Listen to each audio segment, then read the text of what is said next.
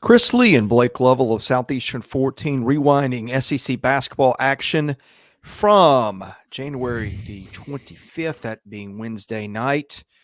Two games that stunk, two games that were thrilling. Let's start with the thrilling ones. Alabama hangs on. Mississippi State jumps out on Alabama. What was it, 10-2? Shot the ball a little better. Alabama wasn't on its game, but Noah Gurley gets a huge block on the last possession of the game to keep the Tide unbeaten in the league. Yeah, I mean, like I said, it's kind of interesting. Alabama won every game by double digits and had held everybody under 69 points. That still applies. But I guess you assume they were going to have one of these somewhere where it was a close call, and Yeah. just happened to be this You one. can't beat everybody by double digits every night in this league. Well, they could through the first seven Almost. games. I mean, you say that they did through the first seven Right. games, and that's why I think we should have probably known they were going to have one somewhere. You just didn't know. You probably would have thought that would have came at Auburn and Tennessee and those kind of games. But as we said, Mississippi State's a good defensive team, and if they're on and the other team's not hitting their shots, then they got a shot as long as it's a lower scoring game. And that's kind of how this played out here. And that was really their only chance of success. Because like we said, if Alabama was playing well offensively and able to attack their defense, then it was going to be a really hard thing for Mississippi State to be able to, to win the game. And yet it kind of played out, like I said, in their favor. Alabama didn't hit shots. That's what we talked about before. If you're going to beat Alabama, you just got to hope they don't hit threes, and they didn't. No. They went 5 of 28, so didn't really turn the ball over that much. I mean, look, I thought they had some good looks. It just didn't hit them. And again, that's not something you see a lot from this Alabama team. But the fact is, they went 5 of 28 and still won. And obviously Mississippi State has their challenges, and we've talked about that, well documented, offensively. But yeah, I mean, this was just one of those games that, again, we probably should have assumed was going to happen somewhere. We probably would have expected it to happen against an opponent that maybe is playing better to this point. But give Mississippi State credit; they came in, they defended early, and again, we talk about the schedule. They've now played Alabama twice and Tennessee twice in the first 8 SEC games, and it's just a brutal slate. I got TCU up next on Saturday. So, I mean, again, I've said this before. Like, I think Chris Chan is a good coach. I just think this is a team offensively that just does not have what they need to have to give themselves a chance to win, especially, once you get to that point where you have a game like this, where you just know Alabama is going to break through and score sometime. Like, they're just too good not to put up some points somewhere, even though you're up, whatever it was, 20-9 or 10 or whatever it was midway through the first half. You just knew Alabama was going to find a way to score some points. Problem is, like we said, Mississippi State doesn't really have that same kind of consistent scoring ability, and close call here. But yeah, give Alabama credit for rallying. Give Mississippi State credit for, I thought, having a pretty good game plan and playing the game out the way they needed to play it out to win. But ultimately, the Tide stay unbeaten. Yeah, I feel like if you just turned on that game and watched, you felt like Mississippi State, knowing nothing else, matched up pretty well with Alabama. They were able to, I don't want to say lock Brandon Miller down, but they held him to 9 field goal attempts, which you don't see that a lot. Athletically, they're pretty good. Defensively, they play with a lot of intensity. It's just the shooting thing. But I'm interested to see if State, and we'll talk about this in another video probably tomorrow, can play its way into NCAA contention. Let's move on and talk Auburn. This was kind of the shocker of the night because Neville Arena, where Auburn plays, Auburn had the longest winning streak in the country at home. Now that Gonzaga's got snapped by, who was it? Earlier last week. Loyola. Thank you. Loyola Marymount. Auburn, I think, had won 28 in a row in that building. A&M comes in, gets behind, 10-0, 10-2, which is not a recipe for winning. And then, I mean, they flipped a switch, Blake, and it was really never a game again. No, it wasn't. And I think you kind of look at it with Auburn. One of the things we've said is, if they have to play from behind, they don't have the 3-point shooting, and that's something we talked about this season. Is when you're having to play from behind the way they did, you feel like you need to be able to have something where you can make up by threes versus by twos or ones, and they just, they go 3 of 16 again. Like I said before, I think Auburn should shoot less than 23s in a game, but I think the problem is when you get in a game like this, right, and you need to find something from long range to maybe help you get back in the game a little bit quicker. Yeah, look, the Georgia game was somewhat similar, wasn't it? In that, they lost that game by 12 on the road. They went 6 of 28 from three. We kind of talked about that and having to play catch up, and then you saw it, right? Those 3-point numbers started to go up. Well, they didn't really shoot a lot here, as we said, 3 of 16. But it is kind of one of those things where just not having that element in your offensive, because they're shooting 29.4% from three now. That's 341st nationally. So just not having that element in play really makes it challenging when you're trying to come back against a good defensive team like this that is going to make it hard to score anywhere on the floor. But again, it's just not easy to score on A&M. And I think just not having that element on this team, I feel like we've said it before. I thought Auburn would win this game just because of the home court advantage and all that. But we said, look, you're not going to be shocked if A&M, a team that is playing with a lot of confidence right now, didn't look bad at Kentucky. They lost the game, didn't look bad at all. Played well, I thought. Comes in there and has all the confidence to just come in and win the game. And again, give credit to them because once they got going, they did not slow down. And of course, Tyrese Radford. Look, he was tremendous last night. Well, if you're going to win a game like that, that's what you need someone to do what he did. That's if you're going to win in a building that no one's won at, like we said, in 28 straight games or whatever, you got to have one of those kind of performances. And he just happened to have that one. And, he did everything. 30 points. We had 9 rebounds. He pretty much played the whole game. So, that's what you need if you're A&M. And again, that starting five specifically, I keep talking about it, right? Oh, my goodness. They are, outside of Alabama, they're the hardest team in this league to guard right now. Well, yeah. I think that's probably I think Missouri would be maybe ahead of A&M. Well, okay, maybe Missouri. You're right. Yeah, but they're both they're close. Yeah, no. I think just looking at the starting five, and that's not to knock the guys coming off the bench because Gordon and Garcia and those kind of guys are playing big minutes, but I just think 1 through 5, A&M feels like they can match up with anybody, and they've proven that so far. Anybody that they play, they feel like they can match up against, and yeah, it's it's one of those things where I look at this A&M team, and we kept saying it. This scenario is fully playing out now, in my opinion. They are going to keep inching closer and closer, and if you look at the win opportunities left, they get Auburn again, they get Tennessee again, they get Alabama again. Guess where all of those games come at? They're all in College Station. And the rest of the games probably not going to do a ton for them, depending on what happens with some of the other teams. Again, and at Arkansas could do something for them if we assume Arkansas is going to turn things around, which I think we do think that. So they've still got 2 games against Arkansas. So that's starting to look a little bit better if the Hogs keep doing what they're doing. A game on the road against Missouri. Maybe that's a little bit better. Mississippi State, maybe that starts to get a little bit better here soon if the schedule ever eases up. So, yeah, A&M sitting in a very good spot right now, and they've got work to do, but they're 6-1 in the league. And as we said, if you're looking at the magic number for Texas A&M, I think if you're at 10, you're right there. If you're at 11, you're in. But here they are at 6 now. Last year they were 10-8, weren't they? Or were they 9-9? They were 9-9. Yeah.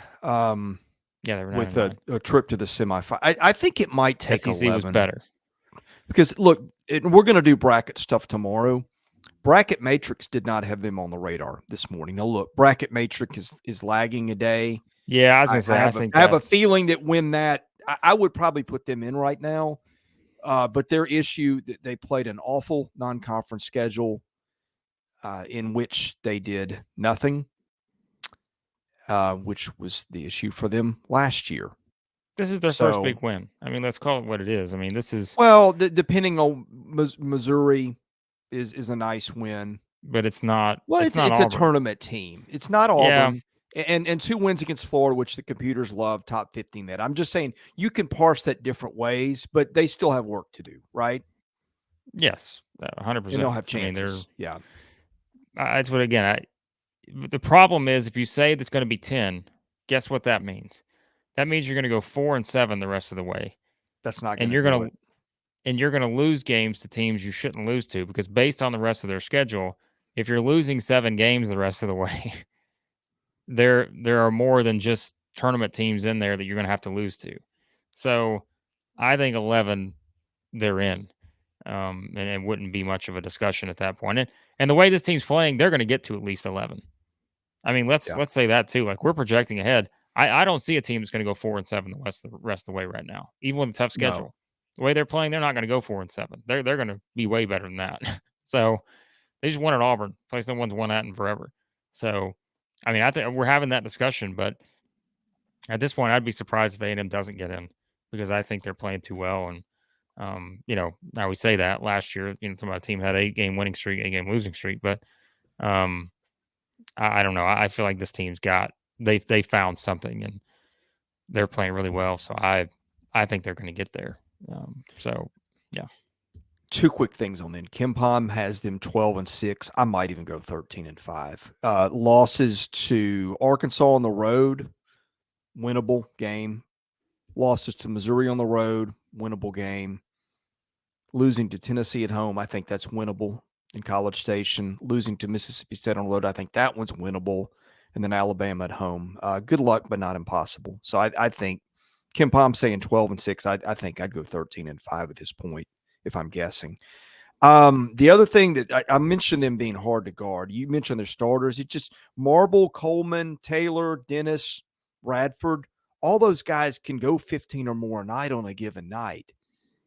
And that's just what, in my mind, makes them so tough. I know that's being a little redundant about what you said. Now, their bench, I would have thought they were maybe getting a few more minutes out of their bench, although they played Gordon 22 minutes last night, which is more than he's been playing normally. Anderson Garcia, who's been around, kind of a glue guy for them, played 26 last night. But anyway, I don't know what more we can add to that we haven't said. So with that, let's move on to Tennessee, Georgia. I feel like it's just kind of a broken record with Tennessee right now in a good way. They get balanced scoring. You can't score on them for the most part. Georgia had, 39 points until the final minute or so where they got a garbage basket. I thought we were going to have our first game with the team scoring in the 30s the night after LSU nearly did it. But what new can we say about the Vols here, Blake? yeah. I mean, not a whole lot. I mean, if we talk about for Georgia, to win again, like we kind of said, to win a game like that, you've got to have everybody offensively contributing, and just never got there. I mean, they never got to that point. Roberts with 11, Akundo with 4. We talk about kind of the duos around the SEC and the here projected points you need to beat good teams, and that's probably not going to do it with those guys combining for 15. And yeah, I mean, at 20 turnovers, Tennessee turns you over. How they play defense, Georgia just couldn't make a basket, but again, against Tennessee, that's not that surprising. They just defend, and I mean, Tennessee right now. What do you say? I said the big thing for Tennessee, biggest key for them is to be fully healthy. Well, I mean, their squad's out there, and you see how good they are. I mean, Plavsic was back, the whole crew's there, and I mean, they are. Yeah, there's a reason why they're a top 5 team, and I mean, they just have so many different guys that contribute, and I think it's just that's the difference right now is when you're looking at Bama, you're looking at Tennessee, you just look at the depth that these two teams have, and kind of what they're putting together at this point. That they've just got so many guys contributing in different areas, and for Tennessee again, defensively, they are on another level than everybody else, and Yeah. the numbers don't lie with that. So, I mean, that was they put the stat out last night. I mean, look at They how were many like 30. 0.59 points of possession against last night, I think. Well, but which is absurd. look at how many games they've won this season by like maybe Georgia by 29. Let's say around 30, Yeah, by 30 or more, and look at how many times they've given up less than 60 points this season. Like been a it lot. is insane. There is only I might have to put this stat on Twitter. I'm gonna have to save this one for the Twitter folks, but there's only outside of the games that they have lost. So they've lost 3 games: Colorado, Arizona, Kentucky. One, unbelievable. 1, 2, only 2 games they've allowed more than 60 points. That is Well, ridiculous. Like just ridiculous. So they are giving up 79 points per 100 possessions. That's not adjusted. That's raw. I'm looking at Ken Palm right now. Next best team in the country, Houston, 84.2. They give up yeah. 5.2 fewer points per possession than the next best team in the country. And if you want to do that adjusted, they're still number 1, and they are about 3.5 points ahead of Rutgers, which is also an elite defensive team. Ball's got a So there great you go. SEC schedule too, as we mentioned. The way their schedule sets up, it just feels like Yeah. it's a nice setup. Although they're going to start to play, look, they go to Florida the next SEC game. They got Auburn at home. Go to Vandy, Missouri, Bama at home, at Kentucky and A&M. That's an interesting Saturday Tuesday combo. But I just like the way their schedule sets up. So Yeah. Ken Palm's got them projected to go 15-3. Probably about right, unless you see a Kentucky repeat somewhere, which is possible. But I want to tease a little something for our bracketology episode tomorrow. And look, there's a difference. I'll repeat this tomorrow between just because you haven't doesn't mean you can't, doesn't mean you're not good. But Tennessee's got a little bit of a quality wins problem if it's going to get to a number 1 seed. So some of those games down the stretch are going to be crucial. Again, that's saying nothing about how good Tennessee is. You can only beat who's in front of you. But yeah, that's a product of the SEC schedule so far. yeah, it is.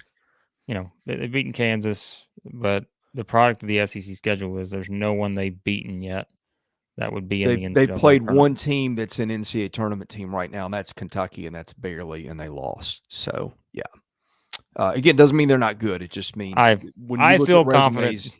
Tennessee will start to beat some teams that will be in the tournament. So Oh, I do too, yeah. but I'm just saying that's something to watch going forward. Oh, yeah. Is they're going to have to take care of business against the cream of the crop, which is coming up.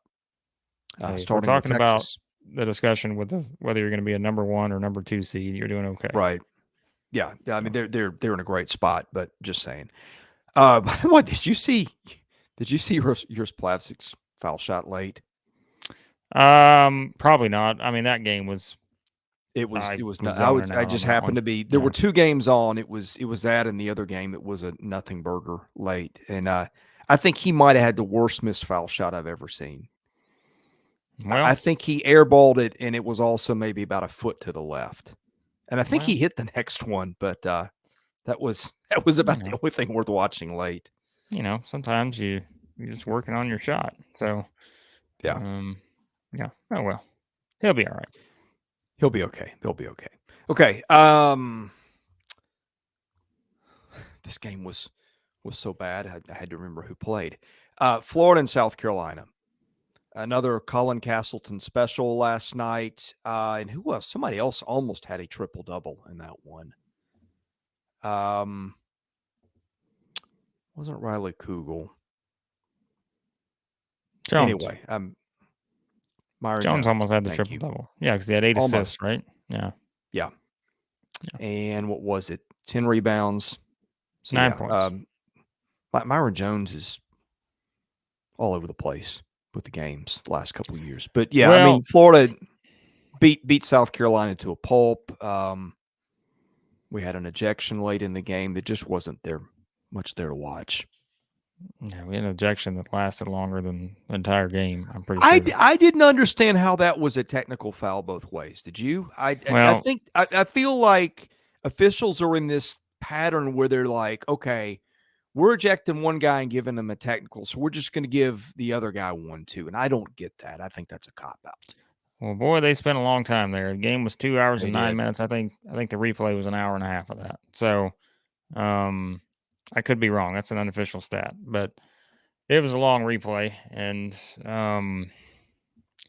I feel like we're at a point now where, like, I don't know what I say when it comes to these kind of games, because I we picked South Carolina to be the worst team in the SEC, but I don't know that I thought it would be this bad. And I mean, again, I hate to keep bringing it up, but, like, this is statistically a historically bad team here, and I don't know. I just I'm not putting the blame on anybody. Like, again, we expected them to be kind of the team that They really had no struggled, but experience coming in. They had Hayden Brown they're transferred from the Citadel, yeah. and he was their most experienced player. Other than that, it's freshmen and spare parts from last year. And Michie Johnson, who played some at Ohio State, but not like none of their guys that transferred even played much. I don't know how when people were looking at making their picks preseason, how Carolina wasn't everybody's number 14, because you just look at experience compared to I think everybody they else. were. Well, not everybody. I think everyone had them at 14, maybe 13, but I don't know. I Blue could be Ribbon had wrong. Vandy 14. In Well, Carolina, I think either 12 or 13. So wow. most people did. And that's not to knock our good buddy Chris Dortch, but I'm just saying you looked at it on paper coming to the year and it was glaring, and it's been worse than that. Well, I know, again, it's still, I said this on Twitter, one of life's greatest mysteries is South Carolina's 1-6 in the SEC. They're getting blown out left and right, and they won at Rupp. And Yeah. that may be their only SEC win this season. We'll see. I think they'll get another one somewhere. Although I look at their schedule and I'm not sure about that. But yeah, I mean, give Florida credit. We said Florida's playing a lot better right now. They won 5 of 6, and I think that's probably the most important thing here. And remember, let's think about this too with Florida. We keep saying it. Florida's won 5 of 6. They're 5-3 in the league. All 3 of their SEC losses have come by 3 points or less. And like, this is a team that is turning the corner. And I think it's fully clear now that they are in a very good spot. Obviously, they got they should use. I'm sure you saw it. Like, we've talked about this Oh, the before, but stretch coming up. the next 4 games are just, they are the most brutal stretch you could ask for in terms of going to Kansas State, playing Tennessee at home, at Kentucky, at Alabama. Just brutal for Florida. So, they may go on a 4-game losing streak here, but guess what? The net's going to love them, because as long as you play good teams, the net will move you up. And so, yeah, I mean, Florida's played a really tough schedule. Their schedule's going to continue to get tough. Yeah, so I mean, I look at this team, and they're another one that starts to grab your attention when it comes to projecting ahead, which we have plenty of time to do that. But yeah, I mean, this next 4 games will tell us a lot about the Gators, because if they can get a game or 2 here, I mean, that's all you can ask for. The So computers love Florida, including the net. Again, spoiler alert for tomorrow. We'll talk more about it. But, I mean, that's exactly what you need, is games like that coming up. Because if you can win a couple of them, then all of a sudden, if you're Florida, you probably get yourself on the right side of the NCAA tournament bubble for the time being. it doesn't even So, matter if you win. You just play the games. You will move well, up no, in if the they go on computers. 4, they're 12-12, and they're not going anywhere under You that never know. scenario. The But net will move them up 30 spots probably. So, you were um, very skeptical about the net. I'm just saying, the net will, as long as you play good teams, the net doesn't care if you win or lose. It's a net positive. So, um, no, I'm just kidding. Yeah, they again, if they can win 1 or 2 of those, boy, they're sitting in a nice spot probably. But it's going to be getting one of them is going to be challenging. I think all the road games are tough, but Tennessee at home, who knows? We'll see. Betting $11 to win 10 stinks. With BROTHROW, you bet 10 to win 10. BROTHROW lets you bet on all 50 states. It's not the house, so bettors have a fair chance at winning. It is the only sports betting platform that doesn't take a cut of every bet. You don't have to deposit money into a BROTHROW account. No deposits, no minimum bets, no need to connect your bank account. Bettors pay each other directly. There's a hassle-free sign-up process that gets you in the action in seconds. Go to brothrow.com/SE14 and join our community. Ask to join that while you're there. We're Southeastern 14, of course. Parting thoughts. I know we'll be doing on Friday. We're doing this Thursday. We'll be doing our bracketology. We've got Big 12 SEC preview coming up. Anything else from your end? Yes, be sure to hit that subscribe button. We got our picks for all the Big 12 SEC games. We're going to do those in one video because otherwise it's just going to be, yeah. We don't, honestly, I don't know if we can get the time to do all of those in a single, spot and all that. So we're just going to put them all in one video for you guys. So they'll all be there. We've also got baseball stuff coming. Also going to do a part 2 of the SEC Big 12 Challenge. I'm going to talk to someone who knows the Big 12 very well. So that will be another video we'll have on Friday. So lots of SEC Big 12 Challenge stuff here. For the final spot here, Chris, the final time, the SEC Big 12 this Challenge. is going away. Yeah, because now we get to go to the ACC, and boy, what has happened to the ACC? My well. goodness. I'm not as excited for that one as I thought I would be. Rough. So, no. Anyways, all right, we got all that coming. Hit the subscribe button, hit the like button, football stuff everywhere. Appreciate you guys. Thanks for watching. We'll see you soon.